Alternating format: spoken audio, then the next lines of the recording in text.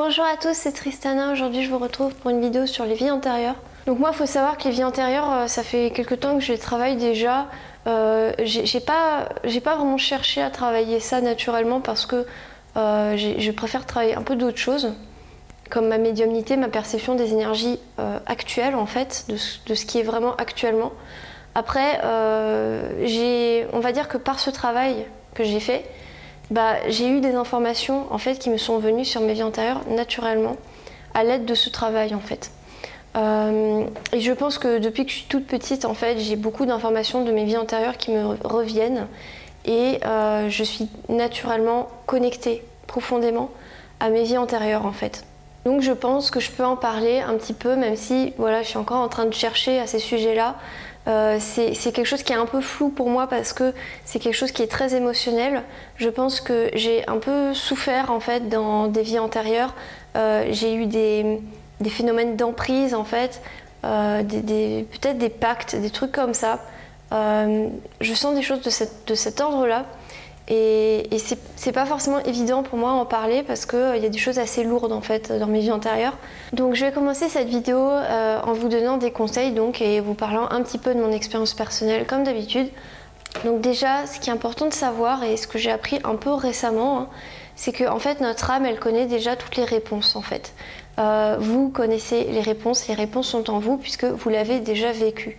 Donc ce qui est important de faire avant tout pour un travail de vie antérieure, c'est se reconnecter à soi-même, à son fort intérieur, ses ressentis personnels et essayer de faire un voyage intérieur à l'intérieur de vous-même en fait. Et là vous allez voir toute la complexité de votre âme et tout ce qui est inscrit dans votre âme. Voilà, vous pouvez faire un voyage chamanique avec des tambours, des choses comme ça, spécifiquement à l'intérieur de vous-même. Moi, je vous recommande pour ce travail le quartz fumé pour un travail à l'intérieur de vous-même. C'est une très bonne pierre d'introspection.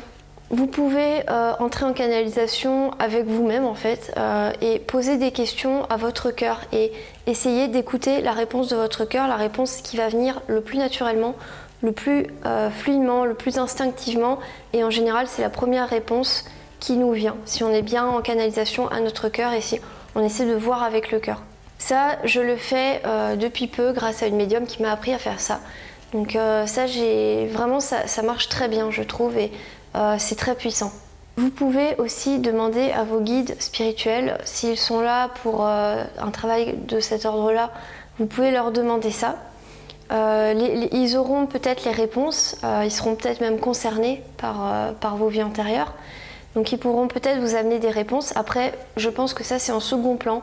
Ce qui est important, c'est vraiment de voir à l'intérieur de soi quand même avant tout, puisque vous avez déjà les réponses. Mais vos guides peuvent vous aider. Après, des fois, s'il y a un silence radio, si vous n'entendez pas la réponse, c'est soit qu'ils ne veulent pas vous répondre parce qu'ils estiment que la réponse n'est pas importante entre guillemets pour vous, ça peut arriver. Alors parce que vous savez déjà les réponses en général. Ou alors il va faire silence radio et là vous allez sentir comme une espèce de petite coupure. Et en fait là en général, selon moi, c'est parce qu'en fait on n'a pas encore les clés pour avoir les réponses à nos interrogations concernant ce domaine-là.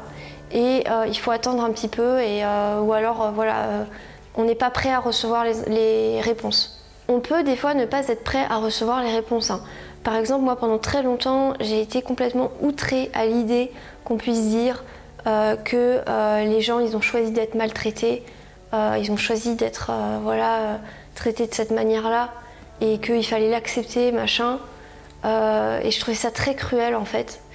Et maintenant en fait, je le ressens en moi, je le ressens profondément que j'ai choisi cette vie-là. Et en fait, je me rends compte que finalement, on l'a choisi parce qu'en fait, on était capable d'être assez fort pour.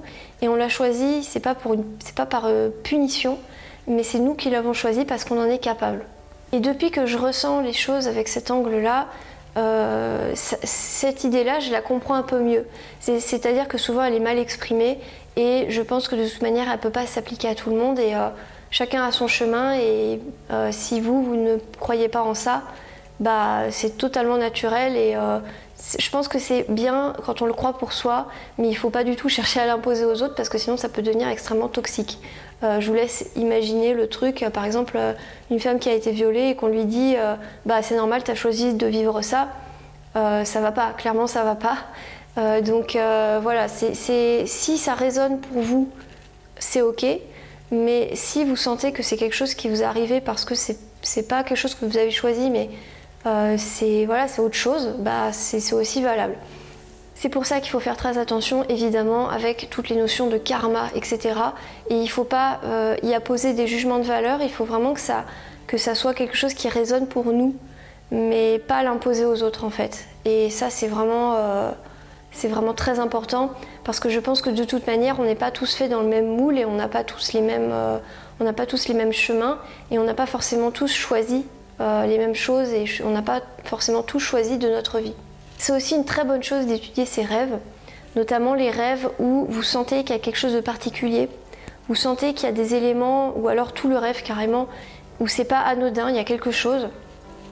Notez aussi bien les rêves où il y a tout ce qui est des vêtements d'époque, vous êtes dans une époque qui est complètement différente. Surtout si c'est quelque chose qui est très ancré dans la réalité et qui n'est pas quelque chose que vous rêvez d'habitude, que c'est pas des choses dont vous rêvez d'habitude du tout, et que vous sentez qu'il y a vraiment quelque chose de l'ordre de vous avez l'impression d'avoir vécu toute une vie dans votre rêve en fait. En l'espace d'une nuit, vous avez vécu toute une vie, ça c'est aussi des indications. Ou alors vraiment des événements assez marquants, assez troublants, et vous avez l'impression de ne pas être vraiment vous-même, mais vous avez l'impression d'être une autre personne. D'ailleurs, moi, c'est quelque chose que j'expérimente beaucoup, puisque comme je vous l'ai expliqué, je suis très connectée à mes vies antérieures. Et en fait, j'ai le souvenir comme ça d'une apparence bien précise. Et quand je suis dans des rêves assez spirituels, c'est souvent cette apparence-là que je prends. C'est une apparence très spécifique. Et j'ai compris que c'était moi en fait, et que c'était moi peut-être dans une ancienne vie. Et des fois j'ai une espèce de dysphorie, c'est-à-dire que j'ai pas conscience que mon corps actuel n'est plus celui-là, et ça me fait bizarre parce que j'ai plus l'impression d'être moi-même. En fait je suis tellement ancrée dans cette vie que j'ai vécue que des fois c'est compliqué en fait d'être ancrée dans ma vie actuelle. En fait j'ai l'impression d'être en permanence connectée au passé, à quelque chose de l'ordre du passé en fait, depuis mon enfance, depuis que j'ai fait appel à mon guide en fait, pour survivre en fait, émotionnellement, pour survivre émotionnellement. Et depuis ce jour-là, j'ai l'impression que je vis un peu dans le passé en fait, et c'est assez compliqué. Vous pouvez aussi étudier vos douleurs fantômes, donc est-ce qu'il y a une partie du corps où vous êtes plus sensible qu'une autre? Par exemple, est-ce que vous avez souvent des maladies ou des problèmes liés à une partie du corps? Je ne pense pas forcément que ce soit les maladies vraiment à l'intérieur du corps, parce que ça c'est plutôt, je pense, lié à l'incarnation actuelle. Mais je pense que dans certains cas, ça peut être ça. Encore une fois, je pense qu'il y a plein de cas différents, hein. Il y a autant de cas différents qu'il y a de personnes, je pense. Après, des fois, vous pouvez avoir des choses un peu plus particulières, c'est-à-dire des douleurs vraiment fantômes. C'est-à-dire, par exemple, quand vous vous connectez à une énergie ou une entité, ou que vous cherchez vos vies antérieures, tout ça, vous allez sentir, par exemple, quelque chose de... par exemple, vous avez très mal au cœur. Vous avez soudain très mal à une partie du corps, comme si on vous brûlait ou comme si on vous tordait la partie du corps. Et des fois, ça peut être le cœur, ça peut être voilà, plein de choses. Ça peut être le bras, ou voilà. Moi, souvent, c'est la gorge. J'ai très mal à la gorge quand je me connecte à certaines choses de ma médiumnité. J'ai souvent très mal à la gorge. Ma gorge se serre, en fait. Et je me sens toute crispée d'un coup. Et je pense qu'en fait, peut-être dans une vie antérieure, j'ai été étranglée en fait, par quelqu'un, et par quelqu'un qui était très proche de moi, en qui j'avais totalement confiance. Donc voilà, et en fait c'est vraiment quelque chose que je ressens encore aujourd'hui. C'est vraiment bizarre à expliquer, mais voilà, j'ai cette conviction d'avoir... Et encore aujourd'hui, j'ai l'impression des fois de sentir ça, de sentir cette douleur en fait autour de la gorge. Et je pense que si j'ai cette douleur fantôme, c'est peut-être parce que j'avais ce lien avec cette personne qui était très fort. Et en fait, je pense que ça, c'est le genre de choses qui nous marquent le plus, en fait. Quand on a des douleurs qui nous sont infligées par des membres de notre famille ou des gens qui sont très proches de nous, et des choses qui sont très émotionnelles en même temps. En fait, il n'y a pas que la douleur physique, il y a aussi l'émotion qui va avec. Je pense que c'est vraiment ces douleurs-là qui restent et qui nous marquent. qui marquent vraiment notre âme en fait.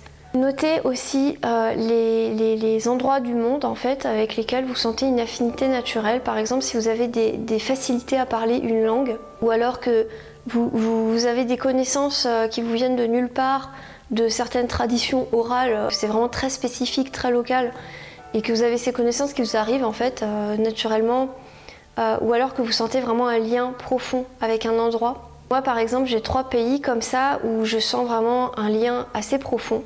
C'est important aussi d'étudier peut-être sa vie actuelle en fait, pour comprendre ce qu'il y a eu peut-être avant. Par exemple, quels sont les challenges de votre vie actuelle, quelles sont vos qualités, vos défauts, vos faiblesses, vos forces. Et toutes ces informations-là vont peut-être contribuer à définir un peu mieux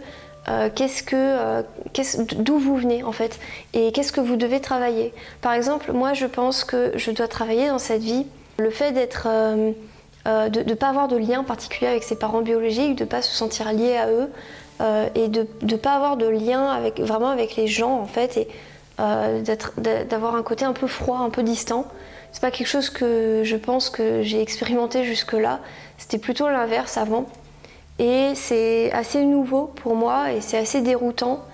Et j'ai vraiment cette conviction profonde de devoir expérimenter ça, expérimenter le rejet, des choses comme ça, pour comprendre ce que c'est en fait, et pour connaître ce que c'est, tout simplement. Tout ce qui va être aussi dysphorie ou alors complexe, ou le fait de ne pas se sentir vraiment dans son corps, d'avoir le souvenir d'une apparence qui est autre que celle qu'on a. Ça aussi, il faut l'observer. Ou alors si vous êtes bloqué à un certain âge, donc soit c'est lié à cette vie-là, mais ça peut aussi être lié à des vies antérieures où vous êtes morte à cet âge-là ou des choses comme ça. Quelque chose qui peut être aussi intéressant à faire, et je sais qu'il y a certains d'entre vous qui le font, j'ai eu plusieurs témoignages, c'est d'écrire des histoires en fait, tout simplement. Écrire des histoires en fait, si vous avez des souvenirs ou des souvenirs entre guillemets, c'est-à-dire que des souvenirs qui vous viennent un peu de nulle part quoi, ou des informations bien précises, et c'est assez fort, c'est assez émotionnel, c'est quelque chose qui n'est pas anodin. Vous pouvez en faire des histoires en fait, et écrire des histoires en vous plaçant dans un état d'esprit un peu de médiumnité, à chercher l'information vraie. Et par exemple aussi vous pouvez avoir des trames qui reviennent souvent ou des choses comme ça, des fils conducteurs, des lignes rouges un peu, et des personnages qui reviennent souvent, qui ont une apparence bien précise. Ça peut aussi être très ancré en fait dans quelque chose, par exemple une époque ou une période. Donc deux autres petites pierres que je vous recommande, à part évidemment le trio moldavite, sugilite, pierre de lune, qui sont incontournables selon moi pour la médiumnité. Vous pouvez aussi utiliser tout simplement du quartz, du cristal de roche, et notamment surtout le quartz fantôme qui est vraiment le meilleur je pense pour travailler les vies antérieures, et aussi le quartz lodolite comme ça, qui peut favoriser vraiment les voyages intérieurs et les visualisations et tout ça. Et le quartz fantôme en fait c'est un quartz qui a un fantôme en fait de sa formation à l'intérieur, donc il y a comme une forme de petite pointe dans la pointe en fait. Voilà, c'est tout ce dont je voulais vous parler, merci de m'avoir écouté. N'hésitez pas à laisser un petit commentaire, à me laisser un petit like aussi. Et puis moi je vous dis à bientôt sur la chaîne pour de prochaines vidéos. Salut!